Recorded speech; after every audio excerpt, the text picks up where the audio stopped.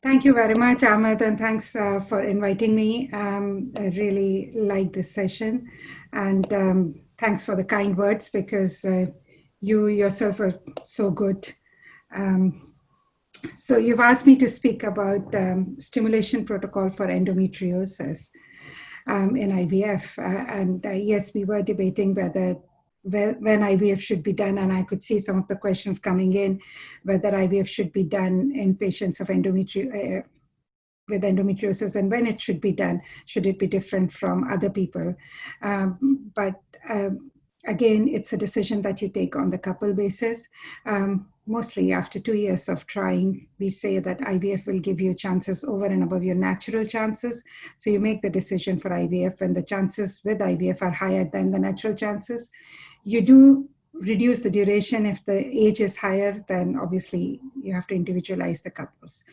So my presentation starts with once you've made the decision for IVF, which stimulation protocols you use. So the aim of ovarian stimulation in IVF is you get appropriate number of eggs, which are mature.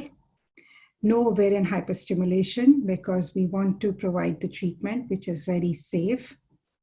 Endometrial receptivity is not affected by us giving ovarian stimulation. We all know, and we've just heard brilliant lecture from Professor Lissy about endometrium and how important it is. So whatever ovarian stimulation we are giving should not really negatively affect endometrial receptivity. And if there is endometrioma present, then that should not get further increase in size or not worsen beyond a certain limit. And same as if there are endometriosis symptoms, by giving ovarian stimulation, it should not get worsen.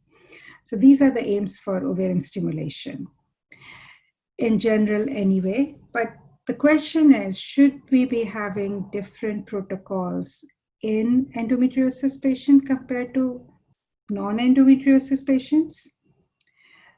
Well, they are slightly different because there is a risk of endometriosis, which can increase in severity because endometriosis thrives on estrogen, it feeds on estrogen. And by ovarian stimulation, we are increasing the estrogen in the body, and so is the endometriosis is going to increase.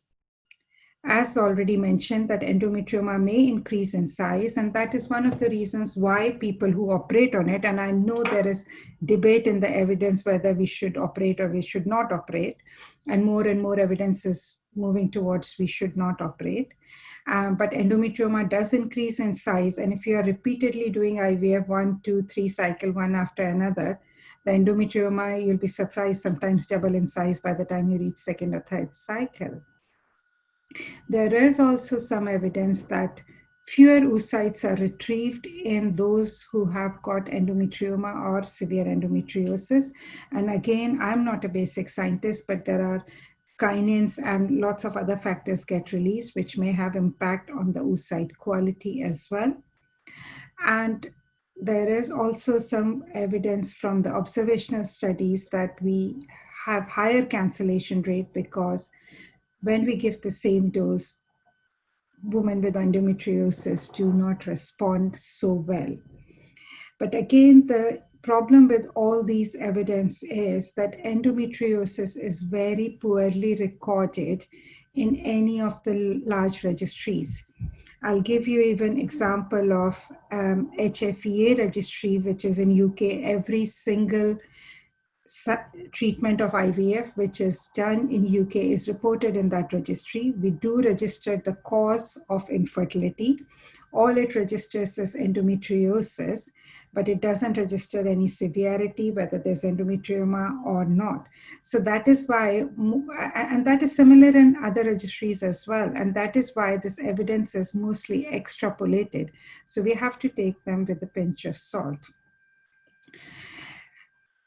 Ideally, to give you answer which stimulation regimes is best and which type of endometriosis, my dream is that we have this top level of evidence, which is meta-analysis and individual patient data meta-analysis of a randomized controlled trials. Unfortunately, one doesn't exist. When we talk about randomized controlled trials, again, as I go through my presentation, we see how much evidence it is. So ideally, we would like to have these things, but in reality, we don't have these things because although 50% of patients in infertility clinics, and it's been reported in some studies as high as 50%, have got endometriosis, but minimal mild endometriosis, really, you don't need to have any different protocols. And whether you change the protocols in those ones and whether that make the effect, those kind of studies really don't exist in such a large number and with the right size. So we have to actually go back and rely on cohort studies and case control studies. So although it is a dream, but reality is very different in terms of level of evidence for these things. So when we try to look at the level of evidence, we first need to look at, are all endometriosis the same? As I mentioned to you, even in HFEA registry, we only mentioned endometriosis. Minimal mild endometriosis probably doesn't make much difference, and there is controversy. And I know there are some old trials which say if you treat them, you get to spontaneous pregnancy, but they don't answer the question about stimulation regime in IVF. Then you have moderate endometriosis and then severe endometriosis. Now, these three are different categories. You can't just combine them in one category and give an answer similarly. They are completely different. So let's look at what evidence is available right now. So we go through the Cochrane library where we have meta-analysis, which is not individual patient data meta-analysis, but meta-analysis pool data of randomized trial. Now this review of long-term pituitary downregulation, which is like 3 to 6 months of downregulation before IVF in women with endometriosis. This is way back from 2006. Now, if you look at the level of evidence we have got, it is based on 35 cases in the intervention group and 32 in the control group. Now, this is really small number to know the difference between any kind of stimulation regime. And that is very well reflected, although it says that it favors GnRH agonist, but you see the diamond, it is so wide, it is stretched out. This doesn't give you any confidence in the evidence here because it ranges from 1 to 78. And plus, this is very old. You're talking about 14-year-old. IVF have changed over the years so much. But this is the only study that reports live birth, which is kind of the gold standard outcome that we should be reporting. We go back a wee bit and see if they report clinical pregnancy rate. So we have slightly better evidence here. There are 3 studies who have reported, but again, if you look at these numbers, when you want to increase 10% pregnancy rate from 30 to 40%, you're looking at, you need at least 700, 800 women. But here we've got 1/10, so 88 and 77. Again, although the diamond is not that stretched out as it was in the previous graph, it is still quite low number, and any big trial coming in can easily change the evidence. So this is, again, we are talking about clinical pregnancy rate, 3 trials combined together, different populations. But if you look at these years, they are way back from 1992, 2002, again, very old trials. Although there's some evidence that GnRH agonist or long pituitary downregulation is better prior to starting IVF than compared to no pituitary downregulation. So some evidence is there, but as I've said to you, very limited. So again, we take it with a pinch of salt when we are using it in clinical practice today. So there are controversies, and I could see some of the questions coming in the QA. Pre-stimulation, do we give GnRH agonist or should we give oral contraceptive pills? Because they both do the same job. GnRH agonist obviously has the disadvantage of menopausal side effects. Most of these patients, if they were symptomatic, they were already on pill. Can we use that pill to start the IVF cycle? Well, if they've been on pill, we just start them. If they're on GnRH agonist, then we use that downregulation. But again, to give downregulation, quite long downregulation, somebody with low ovarian reserve, there is controversy. And again, how long do you give them? Do you give them 3 months? Do you give them 6 months? Do you give them a year? Normally, the previous slide I showed you, it is 3 to 6 months. But again, there are further data to suggest that reduced duration will be better. What stimulation kind of drugs do you use? Do you use FSH alone? Do you use FSH or LH? Do you add further adjuvants? Or whether you use agonist or antagonist? Again, these are the controversies and people have tried to answer them. So let's look at some of the evidence. As I said, the evidence, although we will look at it, but it's limited. So where we come up with is the combination of where clinical judgment is used, because we don't have very many high quality evidence as the top of the evidence pyramid suggests.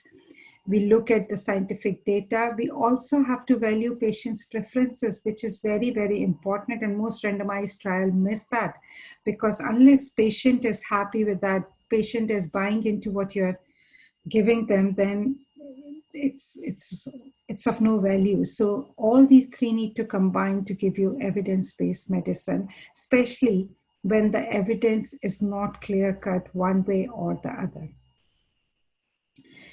So here's the trial, which shows, and I'm pleased to note that some of the trials have been published. These are the newer ones. So they have compared shortened protocol of pituitary downregulation versus long protocol, like 6 months versus the shorter protocol. So they have done quite large number, 460 and 288, compared to what we had in the meta-analysis previously. Whether you do single or double embryo transfer, the difference wasn't there. Whether implantation rate, clinical pregnancy rate, ectopic pregnancy rate, anything, there is no difference, as you can see from the p-values. So whether you give them for shorter duration, whether you give them for longer duration, there is no difference. So why subject patient for the longer duration? You could argue that this is one cycle, the cumulative live birth may be different, but actually not. If you look at this, for first cycle, there was no difference. Second cycle, there was no difference. And more than 3 cycles, there was no difference again. So if you don't get any benefit other than prolonging the duration of the treatment, other than extra adding injections and increasing the side effect, the long downregulation, when you subject them to randomized trials, it's not showing much difference. And this is much larger data compared to the previous ones available. There is this is again data about if you have endometrioma and prior to IVF, do you give GnRH agonist? This is again a randomized trial, much lower number than the one I just showed you. But this one shows that it doubles the pregnancy rate in group B, where you are giving prolonged agonist downregulation. This needs to be replicated, because when you look at the evidence in IVF, if anything that is doubling the pregnancy rate, you really need much large number, and you need to replicate it, because nothing really doubles the pregnancy rate in IVF to that extent with this just one intervention. So again, other people need to replicate this one with a larger number. There's another RCT to evaluate the influence of adjuvant medical treatment when you have peritoneal endometriosis. Again, as Professor Lees mentioned, the peritoneal endometriosis creates cytokinins and other things, and it affects the implantation and other outcomes in IVF. So here's a trial published in Human Reproduction, and again, a bit more recent. So they have given, again, 3 doses of Zoladex, which is GnRH agonist, whereas here, much smaller duration of these suppression. And let's see what the outcome is. So they have randomized smaller number, but again, much more than the initial meta-analysis showed. So 61 in the intervention group and 59 in the, 59 in the intervention group and 1 in the control group. So again, they are going to find out whether the difference is there or not, but as far as I'm aware, there was no difference either. So what we do in Aberdeen is we assess the ovarian reserve based on antral follicle count, history. We used to do FSH, but we do AMH now. So if anybody is hyper-responders, then we give antagonist protocol. We usually use norethistone just to schedule. And if you've got lots of antral follicles, then we delay the start because we want to dampen it down, which is normally not the case in endometriosis patient, but you'll be surprised in some minimal mild endometriosis, ovarian reserve is very good. If you have normal responders, then we work on BMI. If BMI is high, then we increase the dose, whereas if BMI is low, then we go according to the age, 150, 2 to 5, 300. We never go beyond 300 because there is no evidence. If it's a predicted low responders, then we do give ultra short protocol, which is starting buserelin, which is GnRH agonist for first 3 days, and starting FSH on day 2 of buserelin. It seems to work well in our hands, but we are aware that ultra short protocol may not have more evidence than antagonist protocol, and future we may look to change it. Also, if there is anybody who has got a history of smoking, irregular cycles or short cycles, or family history of early menopause, we do increase the dose as well. In endometriosis, if you have minimal or mild endometriosis, we just do exactly what I showed you in the previous slide, same as non-endometriosis. If it is moderate or severe endometriosis, then we individualize the care very much. If it is endometrioma, if it's small size, then we don't operate. If somebody's got pain, if somebody's got suspicion of malignancy, or the endometrioma is coming in the way to collect the eggs, then we operate. And if we operate, then after surgery, three months, we give, immediately after surgery, we give GnRH agonist and use that for down regulation and straight to IVF using that down regulation for a month or 2 months whenever we can schedule them. If we don't need to operate on people, then we use long protocol. These are the only ones where we use long protocol, and we give just routine long protocol, 14 to 18 days of GnRH agonist. And we usually discuss these cases as part of multidisciplinary team with our endometriosis experts, so we make a joint decision. We also have to be aware about that most of these endometriosis do have adenomyosis as well, and I know Sylvia is going to speak about adenomyosis, but in terms of stimulation, again, there is evidence that with adenomyosis, long protocol work probably better, again, to reduce all the inflammatory markers. I looked at recently, ASHRI guidelines got released about ovarian stimulation.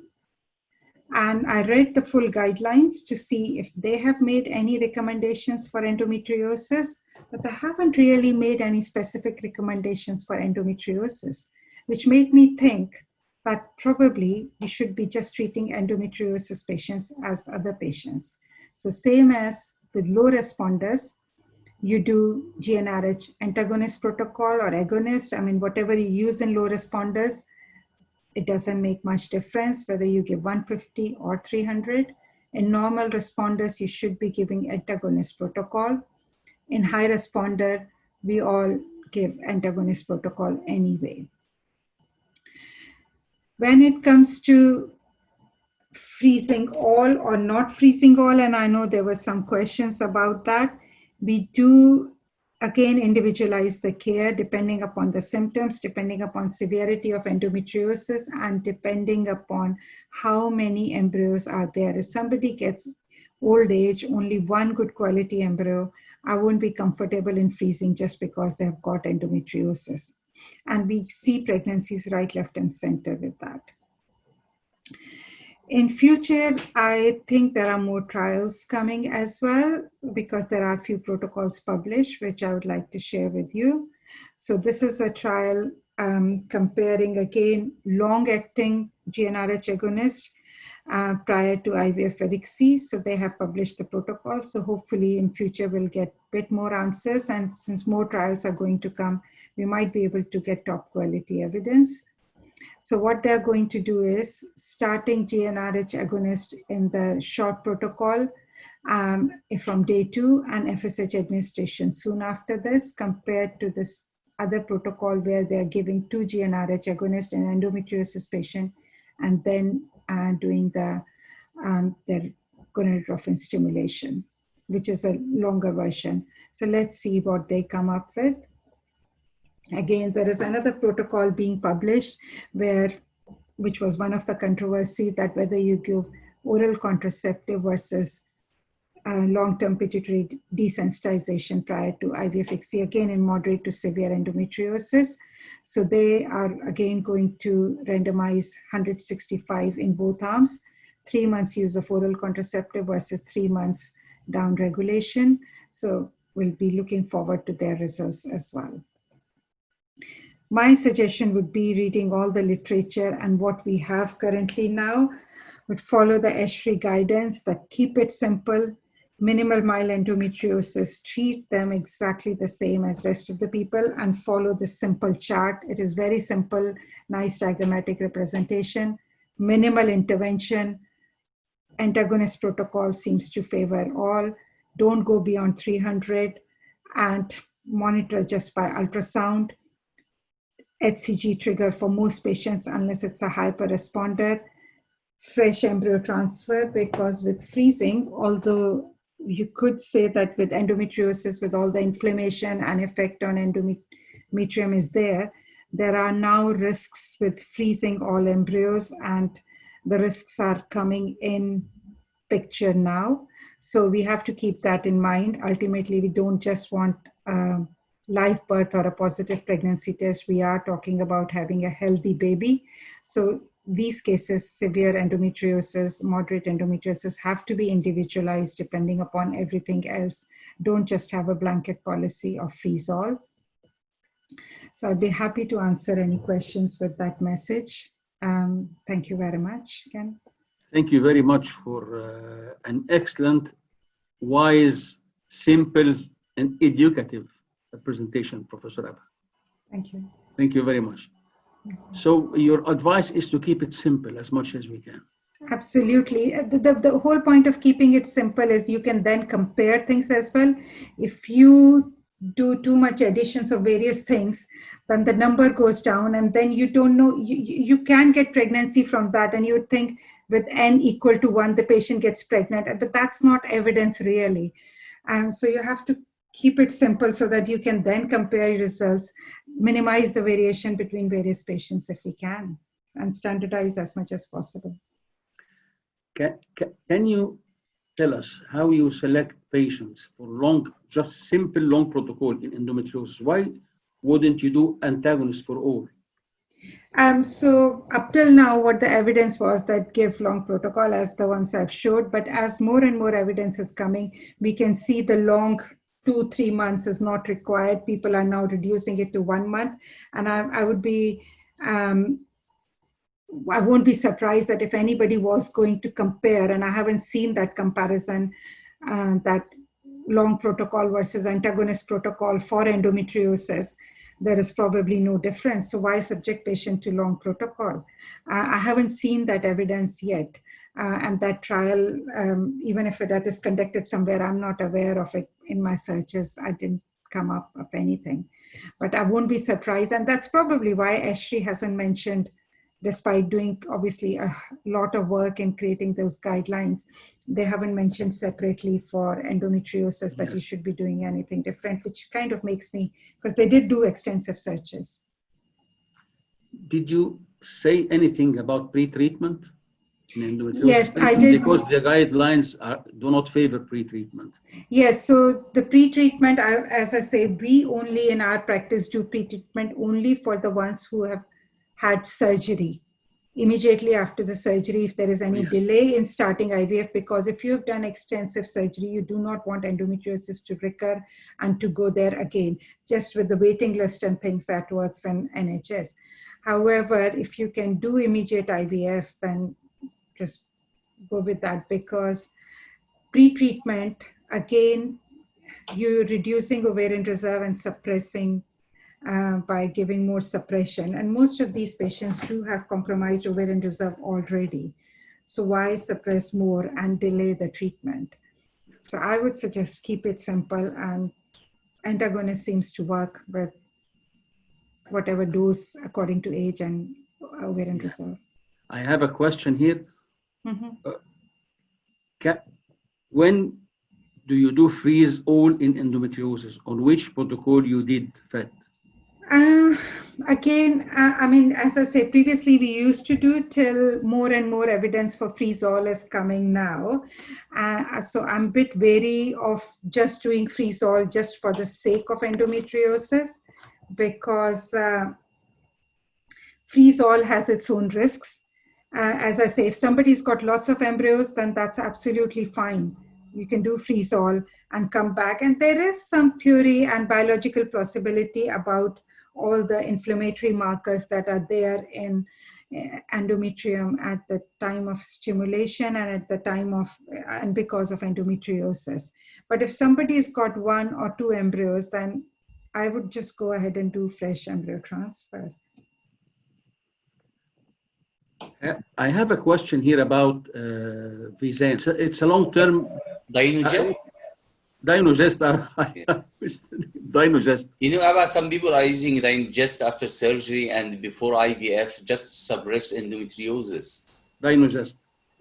Any kind of suppression, as I say, people used to use the GnRH agonist, and even we use GnRH agonist, but we found that you had to give them higher dose of stimulation and long duration of stimulation.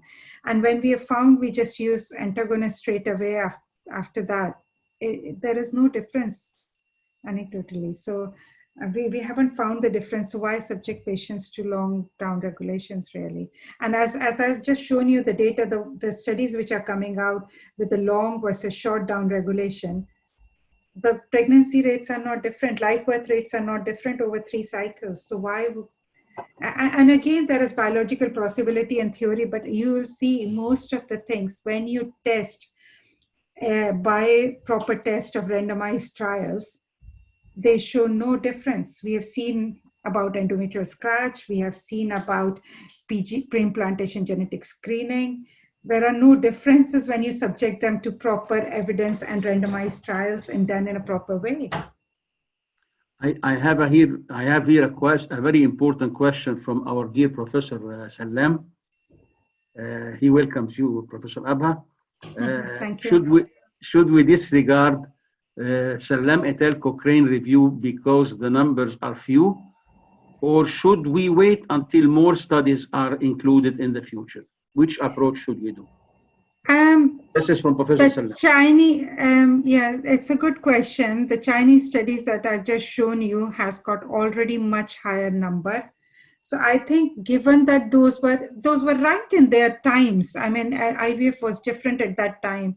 So, and IVF has improved much more now with all the hard work that our embryology colleagues have done. Embryo quality is improved. We can select the right embryo. We've got much more tests now.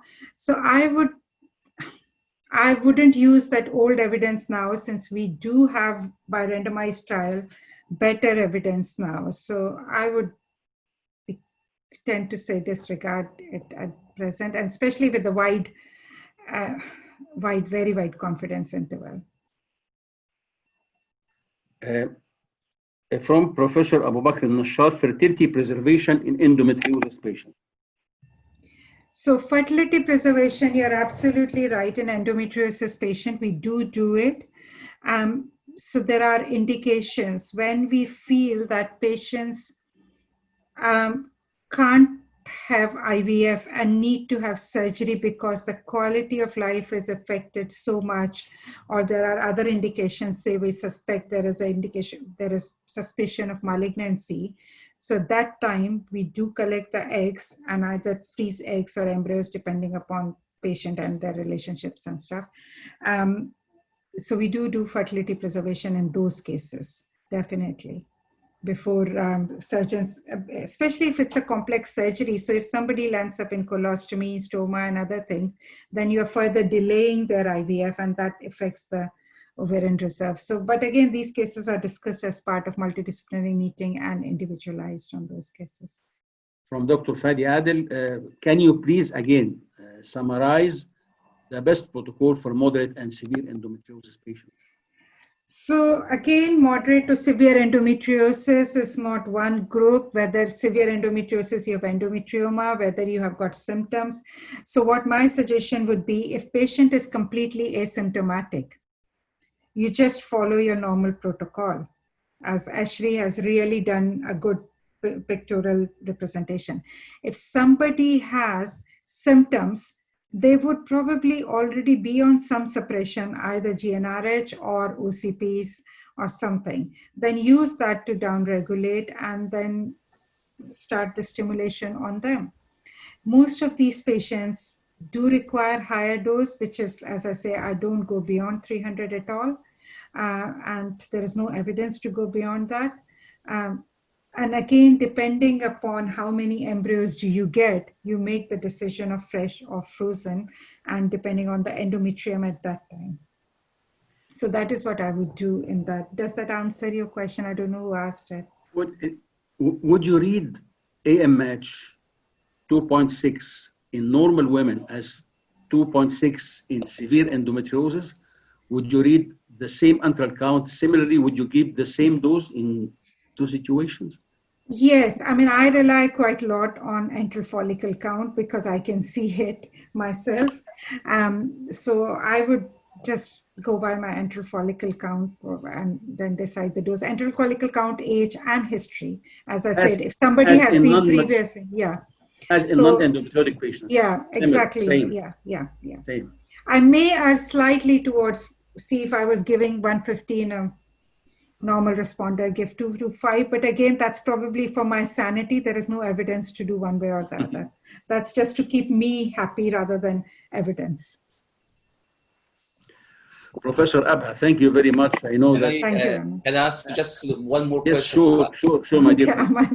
Go ahead. Yes, based on your Aberdeen results, okay, have you noticed any difference in results of IVF in women with endometriosis compared to others? Yes, I mean, they are, as we know, respond poorly. It depends. If they're severe endometriosis, yes, we know that their results will be poorer. For mild minimal endometriosis, absolutely no difference. Yes, and what would you do for a woman with endometriosis who had repeated failure? What would you say for her? It'll be exactly the same, which I would say for anybody with repeated failures. And what would you say? Well, I don't go and do any fancy test about repeated failures. We do try to optimize the cycle in the first attempt. So we would have looked at everything before starting first cycle rather than waiting for third cycle to let us know whether there is hydrosalpinx or whether there is any endometrial defects. Now, endometrial receptivity is a new thing coming in, and I know Professor Bruce Leslie has done lots of work on that. But we don't do tests of endometrial receptivity. And if you actually look at the recent trial that Carlos Simon's group has done in IVI, and they've done endometrial receptivity assay. And again, they come up with a fresh embryo transfer does quite well compared to, and cost the lowest. So if somebody has recurrent implantation failure, we sit down with them and look at all the things, whether the embryos were good quality, whether the sperm was fine, whether there was any other problems. And we also have to accept that IVF will never give 100% success rate. And I think we keep forgetting that there is natural conception rate, and we try to kind of bypass this, and we expect too much from IVF. And IVF will never give 100% success rate on anywhere near. And I think we keep on forgetting and try to make everybody pregnant, which is why we are here for. But we do have to accept the limitations as well, which I think we are not very good at. Thank you very much, Abha. Just shining as usual. Thank you very Thank you. much. Thanks. Thank you. Thanks.